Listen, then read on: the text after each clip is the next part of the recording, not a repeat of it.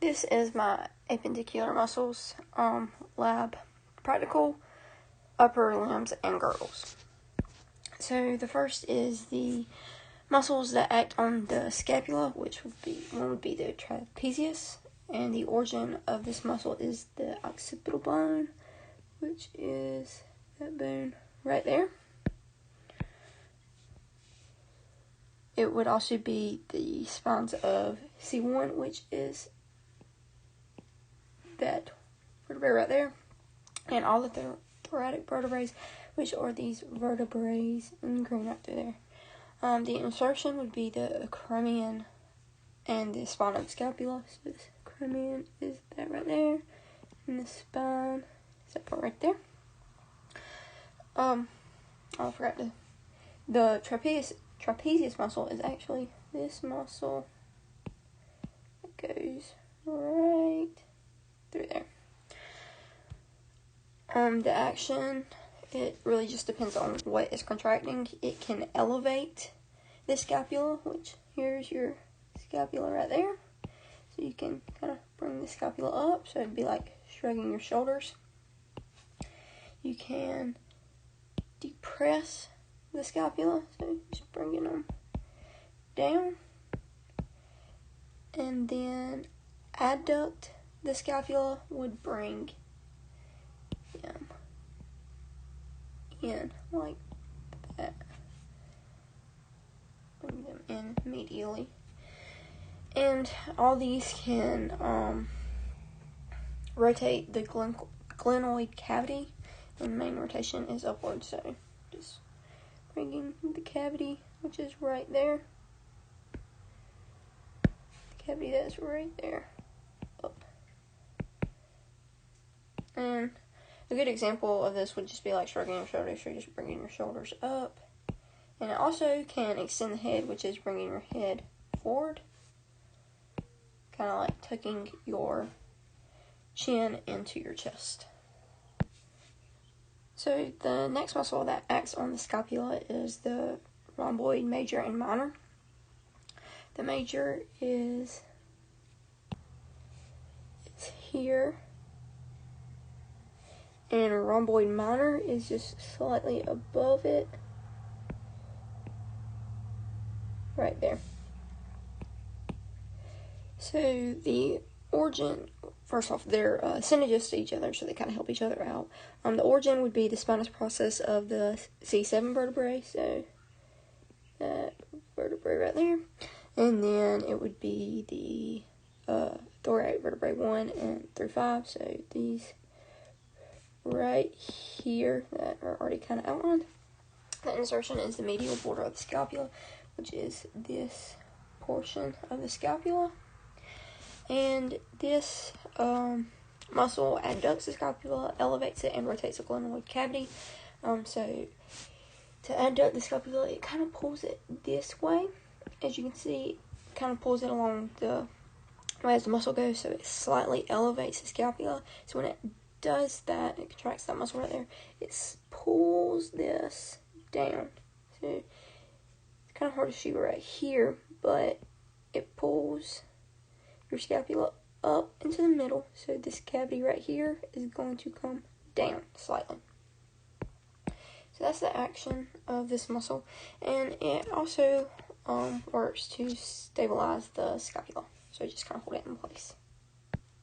So the next muscle that acts on the scapula is the levator scapulae, and its origin is the transverse process of C1 through C4, so you can see them outlined right here. And it's actually kind of hard to see, but they're on the transverse process, so you kind of run along there. The insertion would be the medial border of the scapula, so this side of the scapula, and it's above, superior to the spine, so above the spine, so it'd be right there. And then on this one would be right in there. The action is to elevate and adduct the scapula, so you can see, I forgot to outline the muscle again. The levator scapulae is that muscle right there. And you can see right here where it is inserting on the medial border of the scapula above the spine. So you can see inserting right there. and then where it origin is those C1 through C4 vertebrae. So the action of this is to elevate and adduct the scapula. So you can kind of see it pulls the scapula up, elevating it, and it kind of pulls it to the middle, just slightly up into the middle, and that is adducting it. Now, if the scapula is fixed, it works to laterally flex the neck to the same side. So just bring your neck and kind of bending it over so like your ear is touching your shoulders. It also helps to do that, but only when the scapula is fixed. So the next muscle that acts on the scapula is the pectoralis minor, and it is these muscles that run along right here. The origin would be the anterior side of the ribs 3 through 5 near the costal cartilage. So here's ribs 3 through 5, and it's going to be around the costal cartilage, which is that part right here that's in blue, that lining in red. That would be your costal cartilage. So you can see it's on the anterior side, so the front side of the ribs. So you can see where it touches right there on ribs 3 through 5 onto the coastal cartilage. The insertion is the coracoid process of the scapula, which is that piece right there. And this muscle actually has two actions. So with the ribs fixed, it would move insertion towards the origin, and it would bring the scapula downward. So that means these muscles would bring the scapula this way downwards. So you can kind of see it right here too.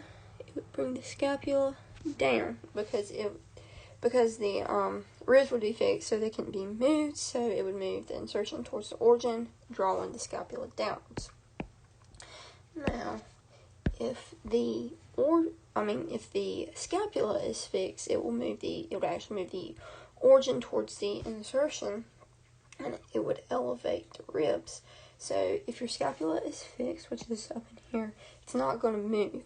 So this is actually going to elevate the ribs this way because your scapula is not moving. So it would kind of elevate your ribs up towards your scapula since your scapula is fixed.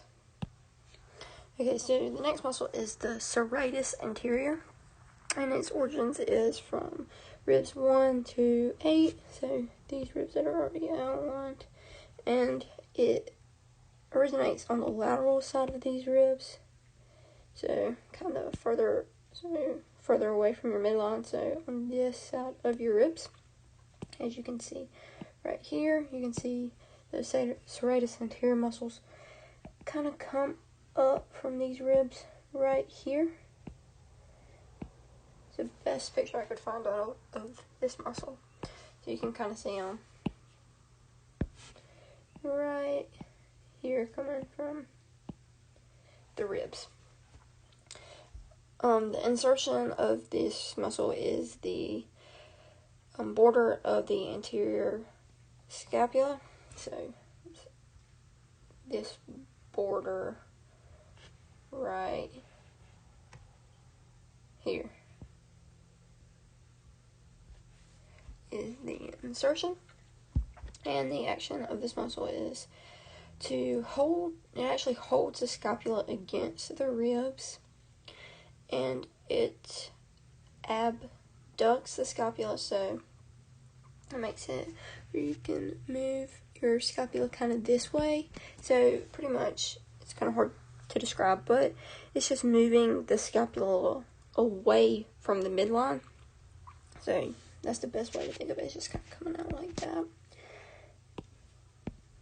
This muscle also is the muscle that allows for full rotation of the glenoid cavity upward, so your arm can be raised completely vertical. So the glenoid cavity kind of moves. It's right here, so it kind of moves upwards, but it allows for full rotation of that cavity, so your hand can be raised vertically. if this muscle did not fix the scapula against the ribs or abduct the scapula, you would only be able to raise your arm horizontally like that. But because we have this muscle, you are able to raise your arm completely up, vertically like that, like you're asking a question. So moving on to the next group is the muscles that act on the humerus. Now, all these muscles insert on the humerus, so they all act over the glenohumeral joint. So all the muscles that act on the humerus cross over this glenohumeral joint. So the first one is the pectoralis major. It's this muscle right there. And you can see that it originates from the clavicle in the sternum, which is right here and right there. So you can see here's your clavicle there, your sternum right there. So that's the origin of this muscle, and it inserts on, or it actually converges together and inserts onto the humerus, which you can kind of see right there. So converge, insert on the humerus, and there's a nice little picture of the humerus for you. The action is to abduct the humerus, immediately rotate the humerus. So when this muscle contracts, it allows for the humerus to move inward. And it also allows for the humerus to immediately rotate. Now, it just kind of brings your arm in towards your chest. So if your arm is actually fixed, it can actually pull the chest upward. But that's only if your arm is fixed, and it is important to note that this muscle is a prime mover of arm flexation. So the next muscle is the deltoid muscle, and it is also a muscle that acts on the humerus, and it is this muscle right here.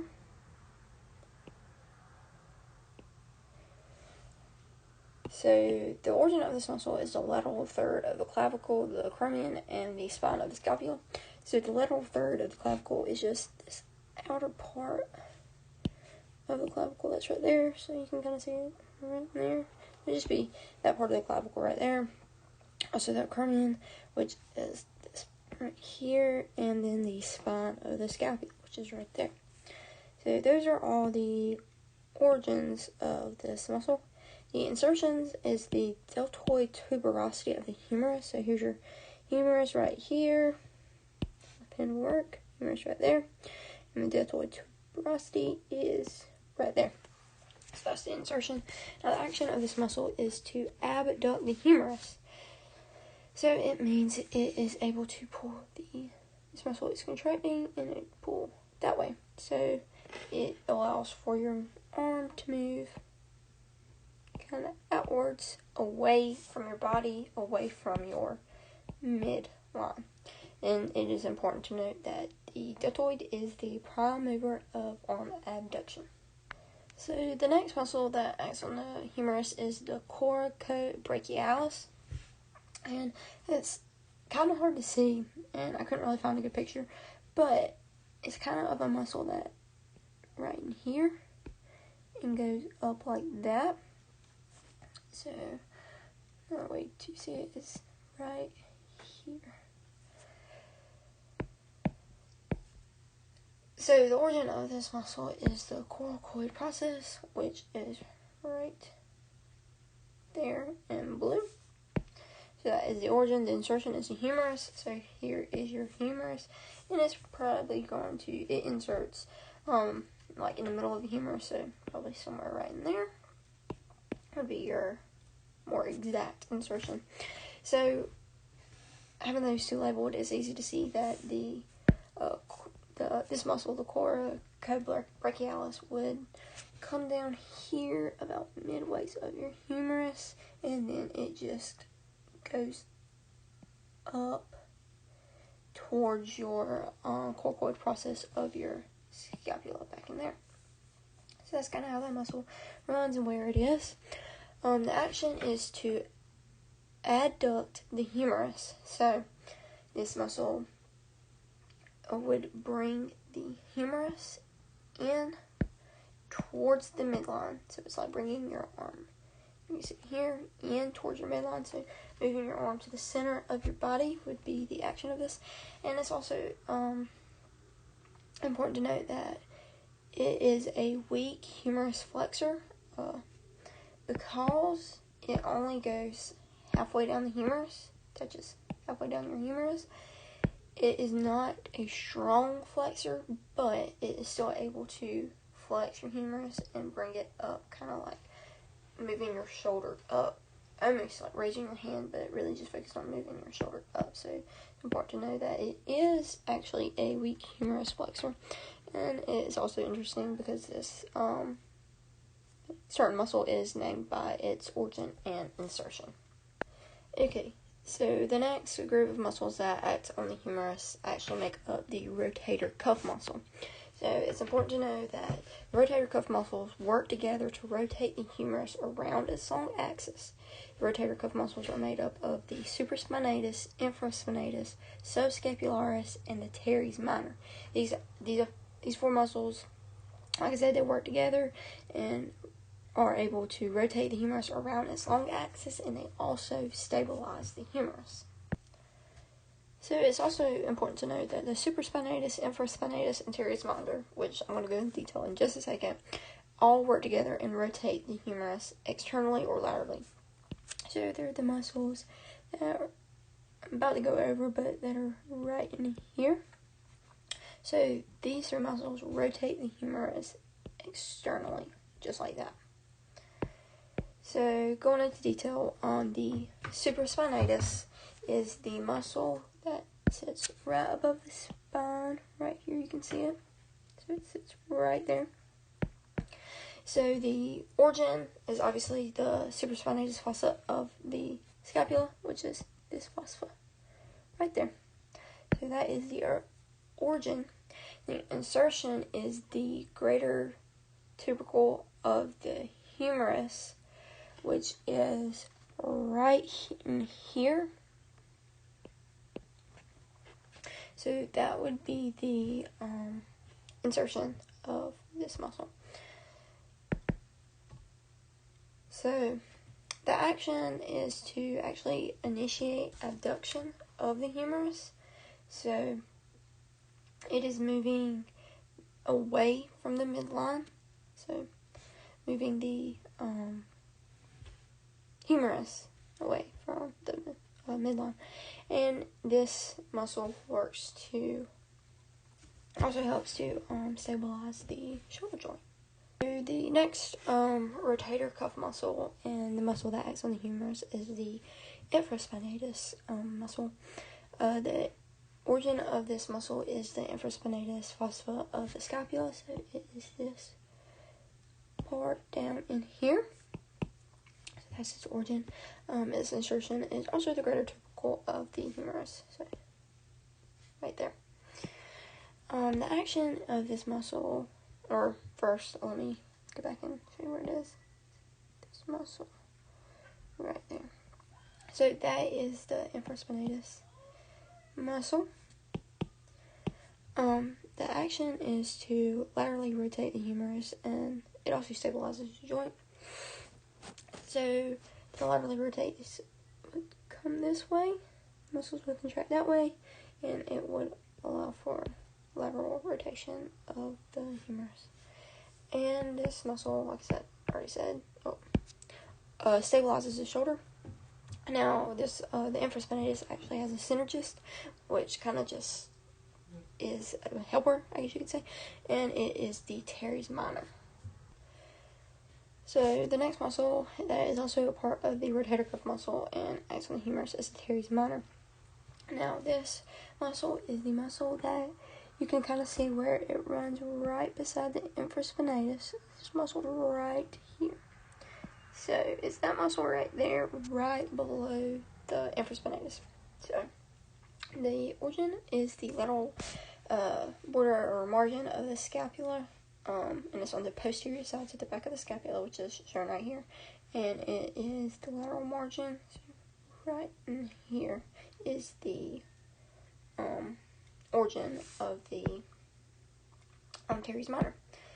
So the insertion is, again, the greater tubercle of the humerus, right there, and it's also important to note that it is on the posterior side. I insert from the posterior side of the humerus. The action, again, is to laterally rotate the humerus and stabilize the shoulder.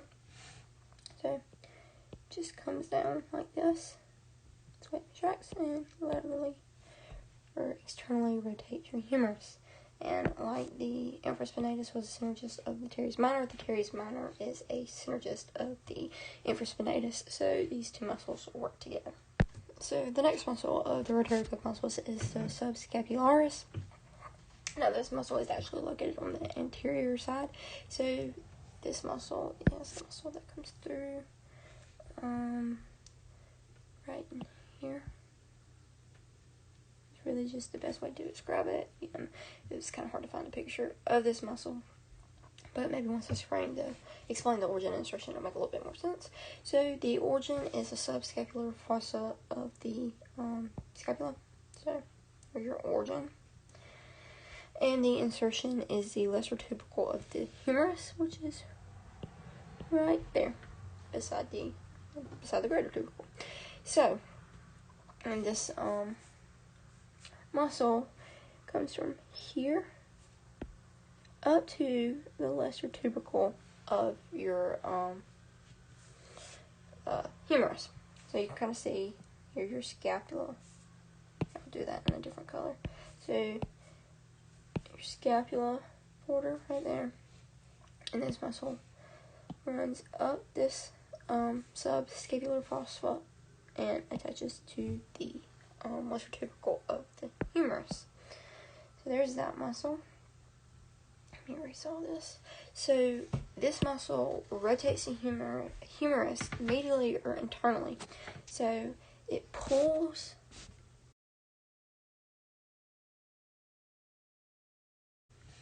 the insertion towards the origin. Insertion towards the origin. Oh my goodness. So pulls this way. Pulls that humerus towards that scapula, and when it does this, it actually causes the rotation of the humerus medially and internally.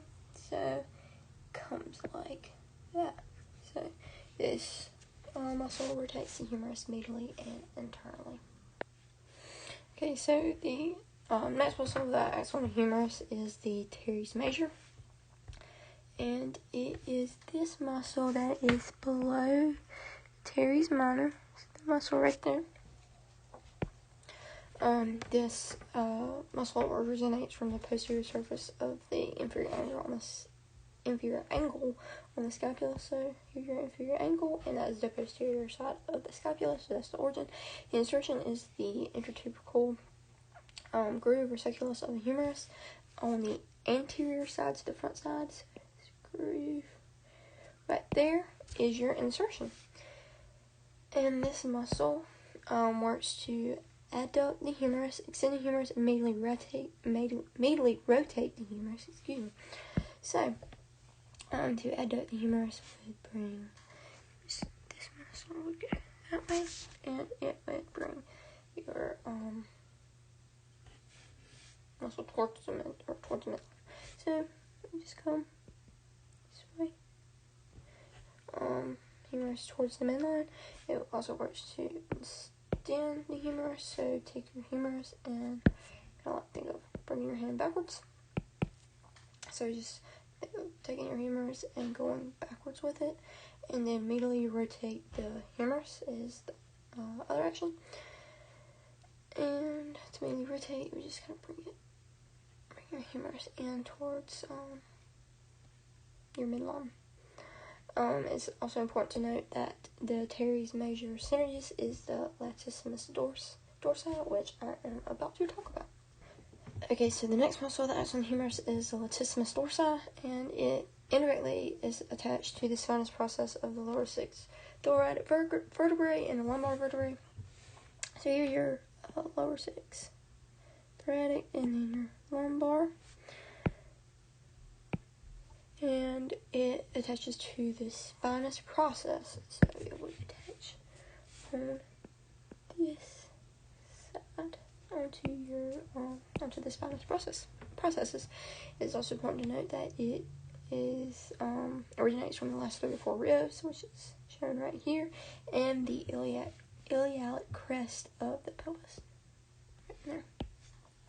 Okay, so the insertion again is the intertubercle groove or sulcus of the humerus on the anterior side. So this groove right here on the anterior side of the humerus.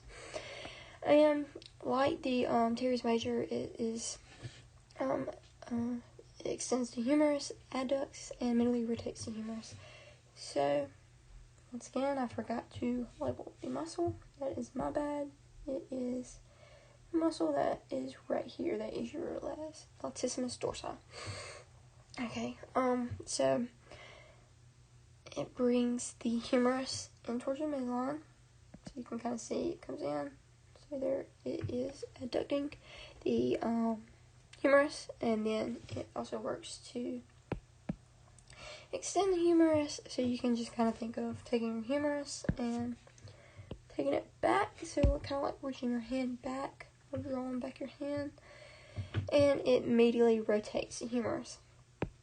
And again, it's important to remember that this that the latissimus dorsi is a synergist of the teres major, so these two muscles work together.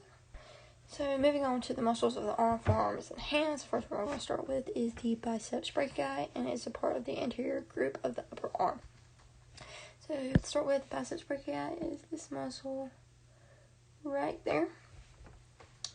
This muscle actually has 2 organs. One is the coracoid process. So coracoid process is right there. And the other other organ is the tip or the supraglenoid tubercle on the tip of the glenoid cavity. So here's your glenoid cavity. The insertion is the radial tuberosity of the radius. So this little thing that kind of sticks out right there is your insertion. So with this muscle, it actually can act on the shoulder joint and the elbow joint. So when it acts on the elbow joint, is actually a powerful elbow forearm flexor. So I mean, obviously, just kind of think of doing curls. So bringing this straight up. So you're just coming straight up and doing a curl. So that would be your action that is across the elbow. Now this the biceps brachii also acts across the shoulder joint, so it is actually a weak flexor of the shoulder joint just because of its origin and insertion. It's just a weak flexor, but it still is a flexor of the shoulder joint. So it's just kind of flexing your shoulder joint. Again, just bringing it up. Instead of doing curls, you just kind of bring your shoulder up. Kind of like, I guess you could think, doing a curl with your shoulder, if that's even possible. And it is also important to know that this, the biceps brachii is a synergist of the brachialis and the brachioradialis, so they all just kind of work together.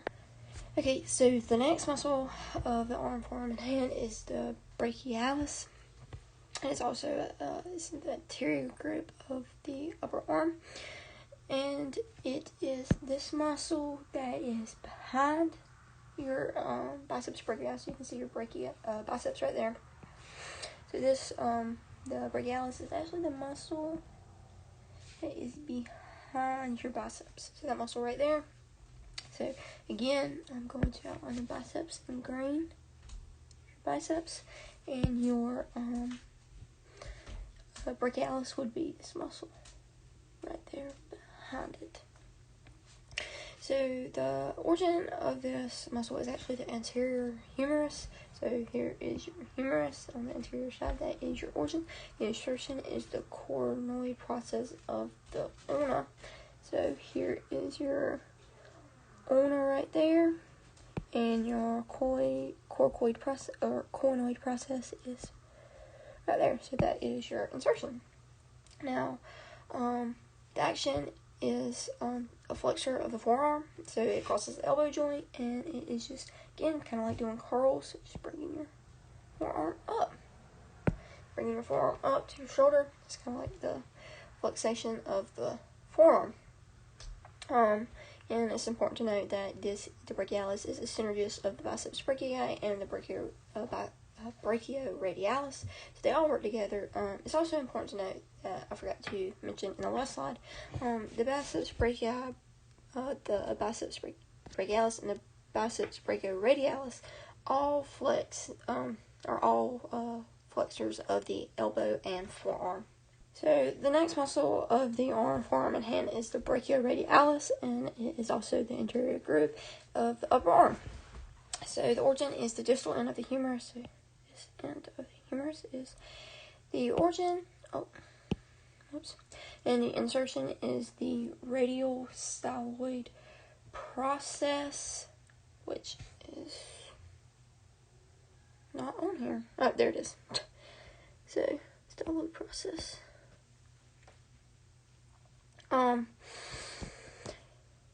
Again, I forget to label the muscle every single time. So the brachioradialis is this muscle right here. And you can kind of see it right there. So just to recap, I guess you could say, here is your biceps. Here is your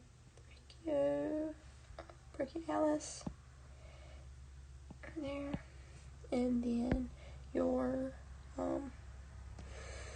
brachioradialis is this muscle right there. There they all are three.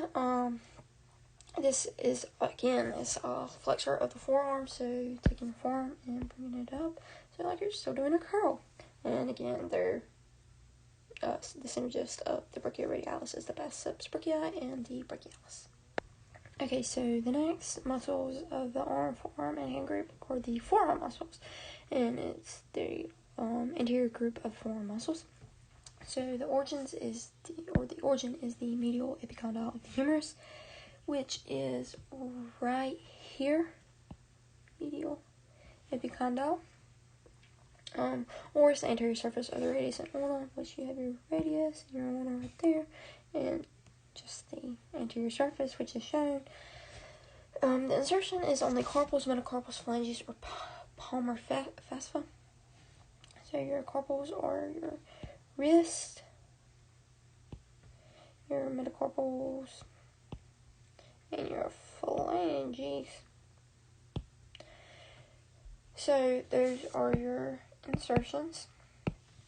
And then the action is to flex and pronate. So flexion is actually kind of like taking your wrist and holding it out and bringing your wrist down to like try and get your fingers to come and touch maybe your radius or ulna. So like taking your wrist and bringing it back like that would be flexation. And then pronation is that's supposed to be an eraser. Is just having your hands pretty much like this picture shows right here, with your palm facing down. Now with this group of muscles, it's important to remember that there are three groups. So you have superficial, intermediate, and deep. Okay, so this isn't a muscle, but the flexor reticulum is on the anterior side of the forearm. It's a fibrous band that extends over the carpus, so kind of like over your wrist. It's a connective tissue. So again, the location is over the carpus, which the carpus is located between the wrist and ulna and radius. So it's a band that's right in here. It's really not labeled in this picture, but I'm doing my best, and that's about where it would be.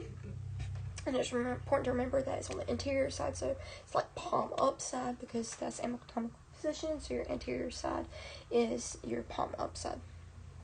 The role of this is just basically to secure the tendons. It keeps the tendons from jumping out when they become tense. And this flexor reticulum actually associates with the carpal tunnel, So the flex reticulum turns the carpal arch into the carpal tunnel. Now, if the flex reticulum compresses the median nerve, the carpal tunnel syndrome may occur. The symptoms of this are tingling, numbness, pain, and inflammation. Okay, so moving on, the muscles of the arm, forearm, and hand. The next one is the triceps brachii, and is the posterior group of the upper arm. So this muscle, I had a really hard time finding a picture, but you can see it right here. Location is on the back of the upper arm, so you can see that this right here is the posterior. This picture right here is the posterior side of the body. So your triceps brachii would be back here. That would be your triceps brachii. So this muscle actually has 3 different organs. So one organ is the glenoid cavity. So here's your glenoid cavity. The posterior humerus. Here is your posterior humerus, the posterior side of the humerus, and the distal radial groove of the posterior humerus, which is right there. You can kind of see it, the groove itself. So the insertion is the olecranon of the ulna. So right there is your insertion. Now the action of this the triceps brachii. So the triceps brachii crosses both the elbow and the shoulder joint. Now when it crosses the elbow joint, it is a forearm extender. So it is the powerful forearm extensor. So if you remember when your biceps brachii brings your arm up towards your shoulder, so like you're doing a curl. Now the triceps brachii is the antagonist of this motion. So it is what brings your arm back down. So when you have your arm like this, doing a curl with your little hand, it is the muscle that allows your arm to come back down. So you can see here, if this arm was, here, let me erase this.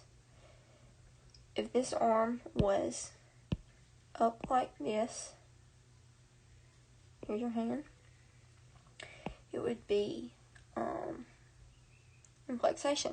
Now, the triceps brachii brings it back down to extension, so it moves it that way.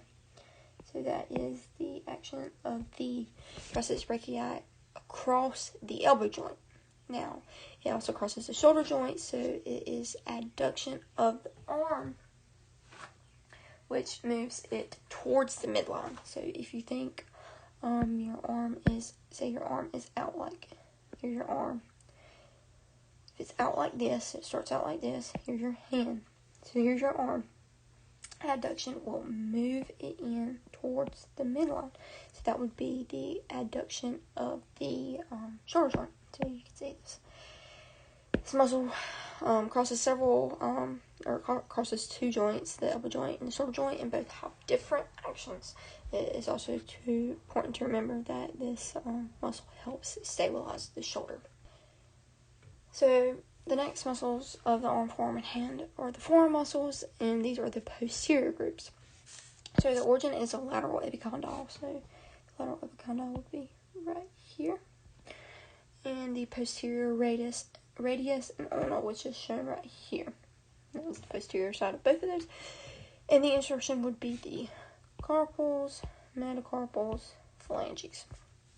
Now, the action of this muscle is to extend and supinate the forearm. Now, to extend, it would be thinking of putting your hand up to, like, say, stop. So here's your hand right here, and just moving it back up. So it's pretty much like moving your hand up. Think of taking your fingers, pointing them to the sky, like you would tell someone, hey, stop. So that is extension of forearm, and supinate would be to just turn palm over. And it's also important to remember that there are 2 groups of these muscles, and they are superficial and deep. So moving on to the extensor reticulum. Now again, this isn't a muscle, but it is a fibrous band of connective tissue, and it is on the posterior side of the wrist. to the back side of your wrist. So it is the band that is right here in white. So that right there is your extensor reticulum.